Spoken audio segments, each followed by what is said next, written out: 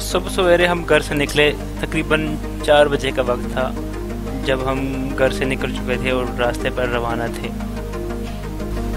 साथ साथ रोशनी निकलने लगी और हम भी कराकोरम हाईवे से अब सी पैक की तरफ जा रहे थे।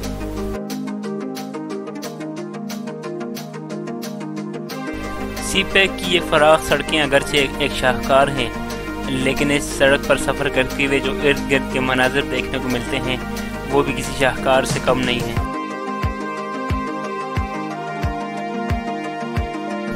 ऐसी खूबसूरत सड़कों पर जब आपकी सबसे बड़ी खुशनसीबी यही होती है कि आप मोटरसाइकिल पर सफ़र कर रहे होते हैं, जिसके ज़रिए से आप इर्द गिर्द के तमाम खूबसूरत मनाजिर देख सकते हैं, सड़क को एंजॉय कर सकते हैं और सबसे बढ़कर आप ठंडी हवा जो है खा सकते हैं।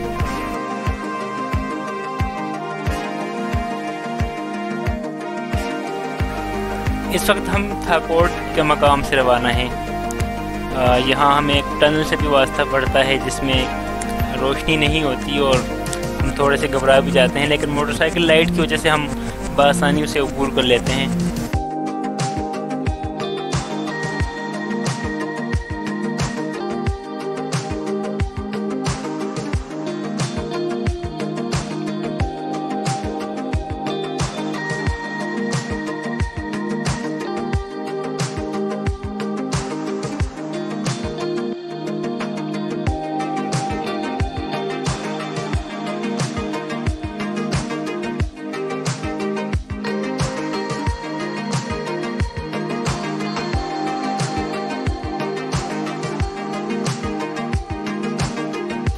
इस मकाम पर हम सी पैक से अलग हो जाते हैं, क्योंकि सी पैक ने तो आगे चाइना बॉर्डर की तरफ जाना था, जबकि हमने अपनी खूबसूरत वादी तहसील अलाई की तरफ जाना था।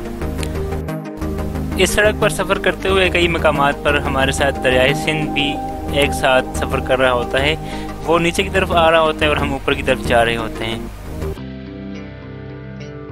सुबह 6 बजे हम थाकोट पहुँचे और थाकोट में हमने नाश्ता किया।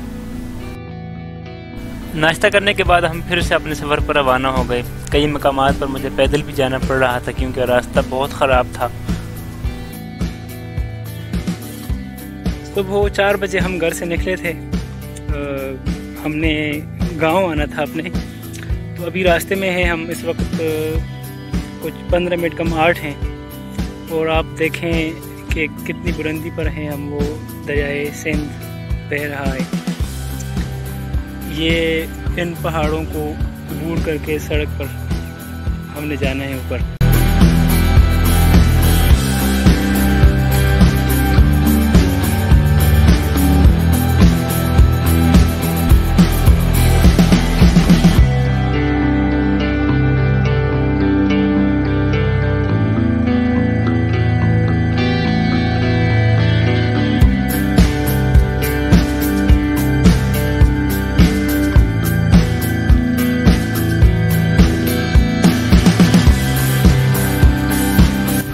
सजबियार के ये ख़तरनाक मोड़ हमारे लिए कुछ मुश्किल भी साबित हुए और बहुत से मकामात पर मैंने पैदल सफ़र भी किया।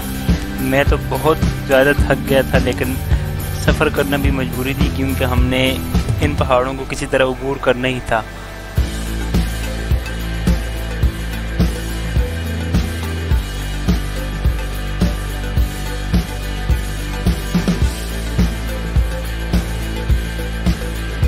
एक बार फिर से प्लेन सड़क आने पर मैं इरफान के साथ मोटरसाइकिल पर बैठ गया हूँ और अब हम दोनों एक साथ सफ़र कर रहे हैं। लेकिन कई मकामात पर मैं मोटरसाइकिल से उतरा भी हूँ और मैंने पैदल सफ़र भी किया है।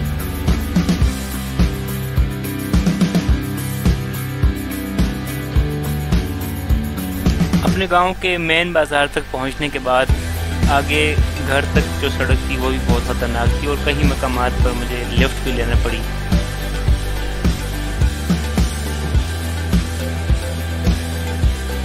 लेकिन लिफ्ट लेना और थकावट, ये तमाम चीज़ें, ये खूबसूरत मंजर जो है दूर कर देता है।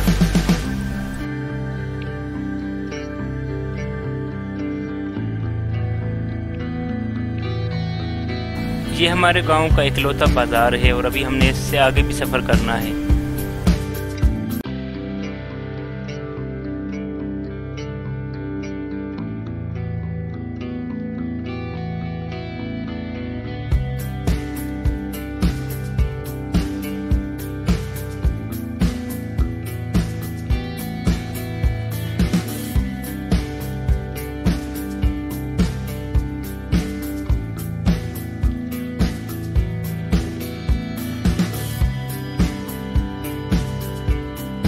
बहुत सारी थकावट के बाद बिलाखिर हम अपने गांव पहुंच गए और उस मकाम पर पहुंच गए जहां कोई हमारा इंतज़ार कर रहा था।